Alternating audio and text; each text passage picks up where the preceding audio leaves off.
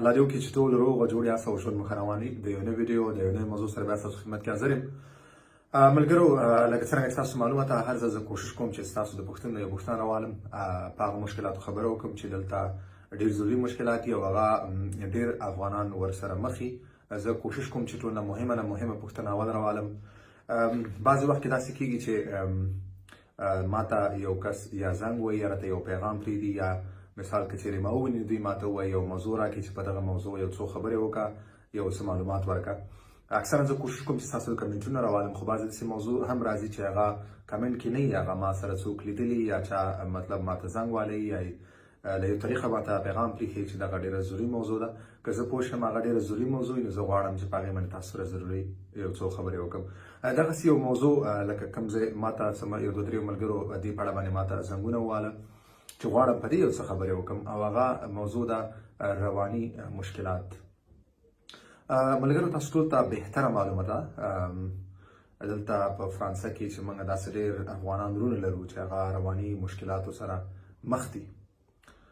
زموږ او ستاسو په ټولنه کې، زموږ او ستاسو په وطن کې، په ټولنه کې دلته که افغانان دي که هلته افغانان دي، دغه رواني مشکل خبرې کول په دې اړه باندې دا چا سره په دې باندې خبرې کول، یا دغه مشکل ډاکټر سره شریکول، یا ډاکټر ته ورتګ، یا چا ملګري سره دا خبرې شریکول شرم ګڼلی کېږي. ولې دا بې انتهایي غټه غلطي ده. دا یو موږ تاسو یو ستره اشتباه کوو. رواني مشکل چې کوم دی دا یو مرض دی، او باید دې ته د یو مرض په نظر باندې یو انسان باید وګوري. دا ځان نه په افغانانو کې نشته، دا ځان نه په افغانانو په ټولنه کې نشته، دا په هره ټولنه کې شته. دا دلته په فرانسه کې، فرانسویانو کې هم شته، په د دنیا هر ګوټه چې لاړ شي رواني مشکلات خلک لري. نو دا ډېر زیات په هره ټولنه کې دا شته. او بیا طبیعي خبره د افغانانو کې که بنسبت د نورو خلکو له ډېرې زموږ ستاسو د وطن مشکلات داسې دي. زموږ ستاسو وطن کې دغه 40-50 کاله جنګ دی، موږ تاسو سره مهاجر شوي یو، په دې سختو لارو راغلي، خپل مرګ هم څو ځلې لیدلی دی، خپل ژوند هم خطرونو سره مخ کړی دی، په سختو لارو ته رسېدلي. بیا چې دلته کله راورسېږي نو ژبه مو نه زده، دا یو نوی کلتور دی، نوی ځای، نوي خلک دي، نو هغه بېل مشکلات دي. طبیعي خبره ده انسان ته لږ ذهني صدمه رسېږي، لږ په تکلیف کېږي، یو قسم مشکلات ډېر زیات دي. نو که د ټولو مشکلاتو موږ تاسو وګورو نو دا یو طبیعي خبره ده چې دغسې یو مشکل سره موږ تاسو مخ کېدلی شو، او مخ شوي یو. ټول ډېر زیات ملګري چې کوم دي هغه د مخ سره مخ شوي دي، ډېر ورسره اوس مخ کېږي، او ډېر اوس ورسره فعلا دغه مشکل سره دوی ژوند کوي او اوس ورسره مخامخ دي. نو ما غوښتل چې زه تاسو سره دا خبره شریکه کړم چې اول خو دې ته د یو مرض په شکل ووایي، تاسو لاړ شئ ډاکټر سره کښېنئ، ملګرو سره دغه موضوع شریکه کوي، یا په دې تاسو ورسره خبرې وکړئ، تر څو موږ تاسو یو بل ته داسې ډاډ ورکړو، یو بل دې ته آماده کړو چې دغه مشکل دغه ته د یو مرض په نظر وګوري، او د دې موږ تاسو باید تداوي وکړو، د دې باید موږ تاسو علاج وکړو. دلته شفاخانې شته، دلته ډاکټران شته، دلته هر څه شته، دلته حتی مفته سازمانونه شته چې هغه غواړي دغسې مهاجرو سره چې کوم مهاجر دغه مشکلات لري هغوی سره کومک وکړي. هغوی دا خبره درک کوي، دوی ته دا معلومه ده چې دغه مهاجر دومره مشکلاتو نه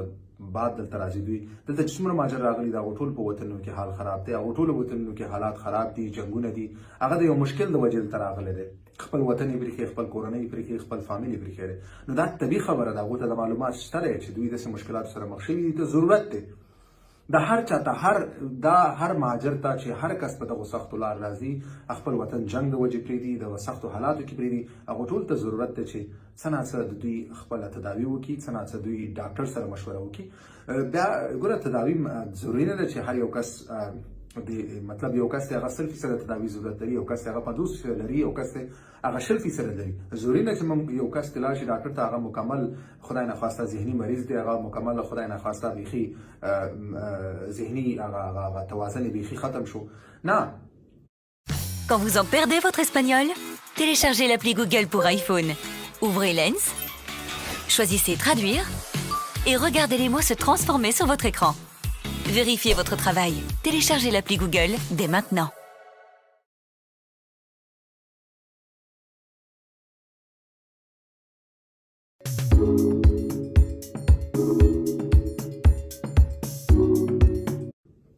دغه کې بیا مطلب یو کس هغه ډېر باندې دغه مرض سره انداز شوی دی یو باندې کس باندې کم شوی دی نو باید موږ تاسو ډاکټرانو ته لاړ شو په دې باندې ورسره خبره وکړو ورسره کینو په دې اړه باندې ما دلته یو فرانسوي سازمان دی دلته یو ډاکټران دي فرانسوي هغو سره ما خبره کړې هغو سره ما اړیکه ونیوله هغه وویل چې څومره مهاجري څومره افغانان یې کولی شي ما سره اړیکه نیولی شي د دوی سره دغه مشکل ما سره شریکولی شي زه غواړم د دوی دغه مشکل چې کوم دی هغه تداوي وکړم حل لارې ورته وباسم نو ما غوښتل چې په ځای اول تاسو دې له تشویق کړم چې تاسو دغه ته د یو مرض په نظر وګورئ د یو مرض په نظر یې واخلئ او زر تر زره یو ډاکټر ته لاړ شئ ډاکټر سره کینئ مشوره ورسره وکړئ او تاسو تر څو تاسو دغه حالت نه راوځئ تر څو یو نارمل زندګۍ طرف ته لاړ شئ یو نارمل ژوند طرف ته لاړ شئ ځکه که تاسو په دغه رواني مشکل کې نو تاسو دغه ژوند نور هم دلته خرابېږي نور هم تاسو کړاوونو سره مخ کېږئ مشکلاتو سره مخ کېږئ راتلونکی مو بالکل خطر سره مخ کېږي به ستاسو ژوند ته حتی مثال خطر پېښېدلی شي نو ښه خبره دا ده چې تاسو دغه مشکل جدي واخلئ او دغه مشکل باید تاسو پرې ونه شرمېږئ تاسو داسې احساس ونه کوئ چې دا که زه چېرته چاته ووایم یا ډاکټر ته لاړ شم یا د رواني مشکل دوایي وخورم یا مثال ډاکټر سره دې په اړه مشوره وکړم ضروري نه چې دې کې تاسو له دوایي درکړی شي دې کې مشورې هم تاسو له درکولی کېږي ټول د دې ستاسو هغه ذهن یو مثبت سوچ طرف ته راوستل دي ستاسو فکر مثبت جوړول دي ستاسو هغه مشکلاتو نه راویستل دي ستاسو په عاداتو کې ستاسو په خبرو کې په طریقه ژوند په طریقه کار کې هغه د ژوند کولو طریقه کې تاسو ته څه مشورې درکړي چې تاسو هغې کې تغیرات راولئ تر څو تاسو یو نورمال ژوند طرف ته راشئ یو نورمال فکر ته راشئ تاسو تر څو دغه مشکل نه راوځئ نو ښه خبره دا ده چې تاسو دغه مشکل ډاکټر سره شریک کړئ تر څو دغه ژوند نه راوځئ نو ځکه ما مهمه ګڼله ځکه دې مشکل سره زموږ ستاسو افغانان ډېر زیات دلته مخامخ دي او دغه یو غټ لامل دی چې موږ دلته افغانانو په منځ کې جنګونه هم کېږي لانجې هم ډېرې داسې راځي اکثرا تاسو به ګورئ خاص کر دلته په یو څو منطقو کې هره ورځ موږ تاسو ګورو چې زموږ ستاسو افغانان وروڼه جنګونه کوي یا خپل منځ کې یا د نورو خلکو سره دا ښه خبره نه ده دوی ته هم جاني مشکل هم رسیږي دلته ورته دوی په چې کوم پولیس سره کوم ریکارډ دی هغه هم خرابېږي دلته هم ریکارډ خرابېږي اسنادو ته هم نقصان رسیږي بل افغانانو ته افغان نوم ته هم نقصان رسیږي افغانستان وطن هم بد یادېږي زموږ ستاسو کلتور ته زموږ ستاسو ټولنې هر څه ته مطلب یو قسم منفي اثر پرې غورځوي خلک ورته په یو بل نظر بیا ګوري نو ښه خبره دا ده چې موږ تاسو خپل ځان زره ته زره که هر یو کس داسې یو مشکل سره مخامخ وي هیڅ خبره نشته تاسو یو کوم یو نږدې ملګري هغه سره شریکولی شئ تاسو ډاکټر ته تللی شئ تاسو که هر څوک داسې پیژنئ یا خپل ځان کې دغه جرأت پیدا کوي داسې د شرم خبره نه ده یو کس چې مریض شي طبیعي خبره ده به ډاکټر له ځي یو کس چې مشکل لري باید هغه یو مشکل حل شي دې کې شرم نه ده پکار تاسو ټول ما سره شریکولی شئ په کمنټ کې راته خپل دغه پرېږدئ انشاءالله زه به تاسو ټولو سره د دغه کوم ډاکټر چې کوم دا کوم سازمان دی کوم سایکیاټریک چې کوم ده دغه ډاکټر خاص دې دپاره د رواني مشکلاتو لپاره زه به تاسو ته هغې نمبر درکړم تاسو به ورشئ مشورې به ورسره وکړئ کې به نه هغه تاسو سره صرف خبرې کوي تاسو سره مشورې کوي تر څو تاسو دغه مشکل نه راوباسئ نو بالکل دې کې هیڅ شرم مه ګڼئ تاسو ما ته په کمنټ کې پرېښودلی شئ خپلو ملګرو ته ویلی شئ زه به انشاءالله تاسو ته د ډاکټرې نمبر درکړم دغه سره به تاسو وګورئ لاړ به شئ ورسره کښېنئ شئ ورسره کې به نه ادرس به یې زه درکړم نو که هر کس داسې مشکل لري یا تاسو کوم داسې ملګری پیژنئ او هغه سره هم دغه ویډیو شریکه کړئ دغه معلومات شریک کړئ هغه تشویق کړئ تر څو هغه لاړ شي ډاکټر ته یو ژوند موږ باید وژغورو دلته موږ تاسو راغلي باید خپلو وروڼو ته کومک ورسره وکړو یو بل ته لاس ورکړو زه غواړم له دغه طریقې نه زموږ افغانان چې کوم مشکلاتو سره مخ دي باید د دې نه راوځي او دوی ژوند یو نورمال ژوند طرف ته راشي نو مننه ملګرو الله دې وکړي چې زما خبرې به چا درنې نه لګېدلي بدې نه لګېدلي زما مقصد صرف او صرف د افغانانو وروڼو خدمت کول دي او دوی په مشکلاتو کې